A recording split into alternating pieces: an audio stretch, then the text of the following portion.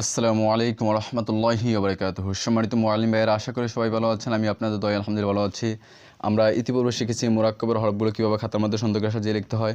আজকের পর্বতে আমরা শিখব নকশার হরফগুলো কীভাবে খাতার মধ্যে সুন্দর করে সাজিয়ে লিখতে হয়। ভিডিওটা না টেনে অবশ্যই শেষ পর্যন্ত দেখতে থাকুন। ইনশাআল্লাহ আশা করি এখান থেকে খুব সুন্দর আপনি লেখা শিখতে পারবেন। তাহলে চলুন শুরু করি। এই ভিডিওর মধ্যে দেওয়া হয়েছে 13 হরফের মূল নকশা ও 13 হরফের বিস্তারিত নকশা, 9 হরফের মূল নকশা ও 9 হরফের বিস্তারিত নকশা, 22 হরফের মূল নকশা ও 22 হরফের বিস্তারিত নকশা। ভিডিওটি একটু একটু করে না টেনে শেষ পর্যন্ত মনোযোগ সহকারে দেখতে থাকুন। এরপর আপনি স্ক্রিনশট দিয়ে নিয়ে বসে বসে খাতার মধ্যে প্র্যাকটিস করুন। ইনশাআল্লাহ আপনার হাতে লেখা অবশ্যই সুন্দর হবে। আপনি যদি এই নকশার হরফগুলো সুন্দর করতে পারেন তাহলে অবশ্যই আপনার আরবি লেখা সুন্দর হবে।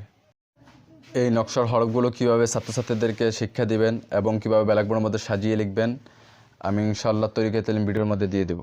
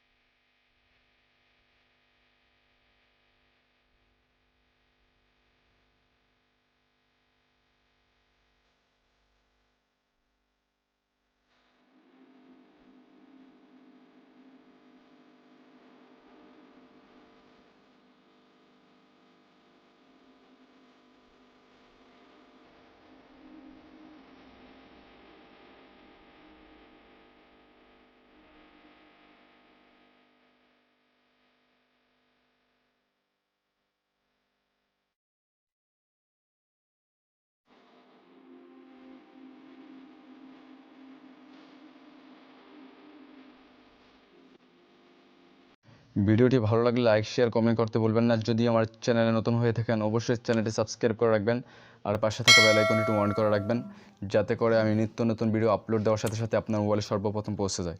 সবাই আমার জন্য দোয়া করবেন, আমি আপনাদের জন্য দোয়া করি। আল্লাহ পাক রব্বুল আলামিন সবাইকে ভালো রাখুক, সুস্থ রাখুক, আমিন।